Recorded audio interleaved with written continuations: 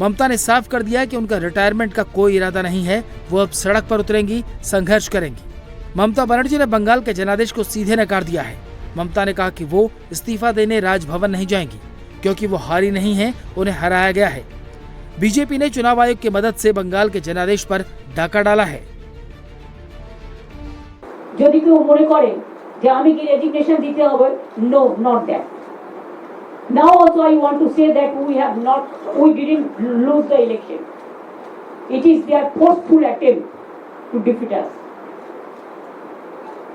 Officially they may, through election commission, can defeat us. But morally I am telling you that we won the election. Mamata Banerjee ने बंगाल के जनादेश को नकार कर और सीएम पद से इस्तीफा नहीं देने के ऐलान से बंगाल में नया सियासी रण खोल दिया है। हालांकि नई सरकार के गठन के साथ ही ममता का इस्तीफा देना या न देना कोई मायने नहीं रखता। बंगाल विधानसभा का कार्यकाल 7 मई को समाप्त हो रहा है। कार्यकाल समाप्त होने पर सरकार को भी जाना पड़ता है। संविधान के मुताबिक नए मुख्यमंत्री के शपथ ग्रहण करते ही ममता बनर्जी को पद छोड़ना होगा। अगर ममता इस्तीफा नहीं देती हैं तो राज्यपाल उन्हें बर्खास्त कर देंगे। 15 साल सत्ता भोगी ऐसी पश्चिम बंगाल की ममता दीदी इस प्रकार का ट्वीट करती है, बयानबाजी करती है।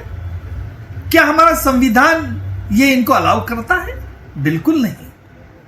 हमारा संविधान यही कहता है, अगर कोई नेता अपने पद से हटने को, यानी चीफ मिनिस्टर पद से हटने को इनकार करता है तो गवर्नर उसमें इंटरवीन कर सकते हैं। गवर्नर उनको डिसमिस कर सकते हैं और जो चुनाव में जो बहुमत से पार्टी आई, यानी भाजपा का नेता को पार्टी चुनाव के लीडर के लिए वो निमंत्रित कर सकते हैं। लेकिन दुख इस बात का है कि चुनाव हारने के बाद इस प्रकार की दीदी की मानसिक स्थिति होती है।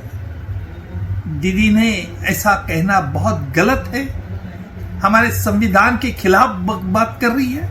अगर दीदी को यह कहना है, अगर उनको चुनाव से कोई इतराजी है तो उसको चुनाव को आप चुनौती दे सकते हैं। आप बाकायदा हमारे कानून के आधार पर आप उस पर चैलेंज कर सकते हैं। जाहिर है बंगाल में जिस तरह बीजेपी को प्रचंड जीत मिली है, उसे ममता बनर्जी के लिए पचा पाना मुश्किल हो रहा है। यही वजह है कि ममता बनर्जी अपने कार्यकर्ताओं में जोश भरने के लिए इस तरह के बयान देकर माहौल बनाने की कोशिश में लगी हैं।